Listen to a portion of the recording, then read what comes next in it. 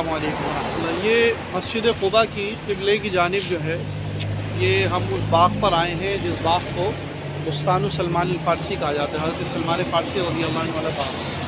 حضرت سلمان فارسی کے یہودی غلام نے ان سے یہ معاہدہ کیا تھا کہ تم مجھے اگر 40 اوقیہ سونا اور 300 کھجور کے ایسے درخت جو پھل دینے لگے وہ مجھے دے دو تو تم آزاد ہو۔ انہوں نے آ کر حضور صلی اللہ علیہ وسلم کے سامنے ان کی اس معاہدے کے بارے میں تفصیلات بیان کی، تو حضور صلی اللہ علیہ وسلم نے صحابہ کرام رضوان اللہ علیہ مجمعین سے کہا تھا اپنے بھائی سلمان کی مدد کرو۔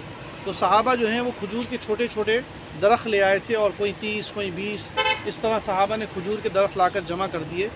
آپ صلی اللہ علیہ وسلم نے حضرت سلمان فارسی کو کہا تھا کہ اس جگہ کو وہ درخت لگانے کے لیے کھودیں، اور آپ نے پھر بنفس نفیس خود آپ تشریف لا کر آپ نے 300 درخت اپنے ہاتھ سے لگائے تھے۔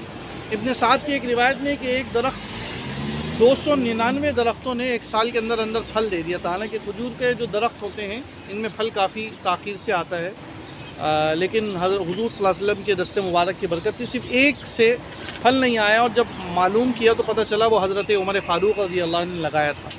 تو پھر حضور صلی اللہ علیہ وسلم نے اس کو نکال کر آپ نے دوبارہ لگایا تھا۔ یہ وہی باغ ہے اور اس کے مناظر ہیں۔ اور یہ ابن سعد کی روایت کے مطابق یہ بلکہ مدینہ منورہ کی تاریخ لکھنے والوں نے بھی لکھا ہے کہ یہ جو درخت لگے ہیں یہ وہی درخت ہیں جو حضور صلی اللہ علیہ وسلم کے دست مبارک سے لگے تھے، آپ کے ہاتھ مبارک سے لگے ہوئے۔ اللہ ہمیں یہاں کی برکتیں نصیب فرمائے۔